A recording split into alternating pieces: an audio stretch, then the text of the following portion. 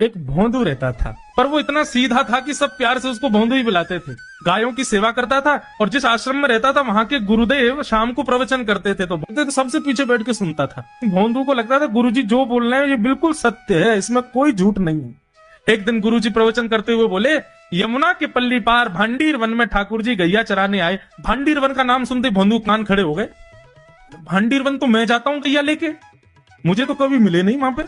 अरे मुंह में ही कमी होगी, मुंह में ही सामर्थ्य नहीं होगी उनको देखवे कि मैं ही नहीं देख पाए होंगे, वो तो आते होंगे वहां पे, मुझे ना दिखे होंगे।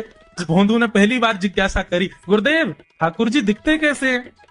तो गुरुदेव भी हंस गया, अच्छा भोंदू पूछ रहा है, बैठ जाओ बताते हैं। मोर मुकुट पहनते हैं ठाकुर जी, और बोले दो कान हैं लेकिन कुंडल एक ही पहनते हैं। ठाकुर जी ऐसे पुष्प तोड़ के कान के ऊपर लगा लेते हैं, दोनों कानों में एक ही कुंडल को फेर फेर के पहनते। ठाकुर जी पीली पीताम्बरी, ऐसी ठाकुर जी पीली पहनते, पीली पीताम्बरी।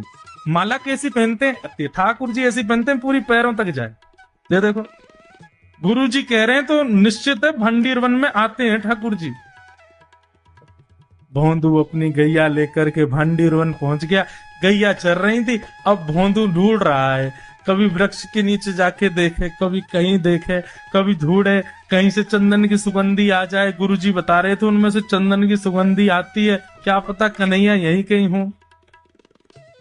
इतने भाव से, इतने प्रेम से और इतने भोलेपन से ढूंढने लगा ठाकुर जी को, और ठाकुर जी नहीं मिलते ना तो अपने आप को ही कोसता, मुंह में योग्यता ना होगी यही मारे ना मिल रहे, ठाकुर जी तो यही है। गुरु जी की बात गलत नहीं है, ठाकुर जी तो यही है।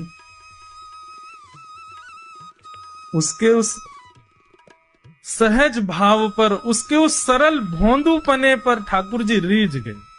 और इतने में ही भोंदू हताश निराश उदास बैठा था, खुद को कोस रहा था, मुंह में योग्यता ना है, मुंह ठाकुर जी मिलना है रहे।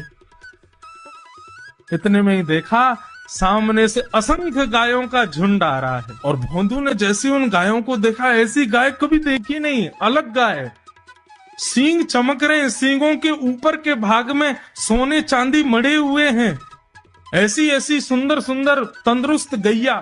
तभी देख रहा है भोंदू पीताम्बरी पहनी है, गले में वैजंती माला धारण की है, सिर पर पाग पहनी है, एक कान में कुंडल है, मंद मंद मुस्कुरा करके दतुइयां दिखा रहे हैं, कटाक्ष नेत्रों से कभी इधर देख रहे हैं कभी उधर देख रहे हैं, अपनी वेणु को कमर में कस करके गैयाओं के गले में गलवैया डाल करके श्याम सुंदर भोंदू की तरफ चलते भय आ रहे हैं।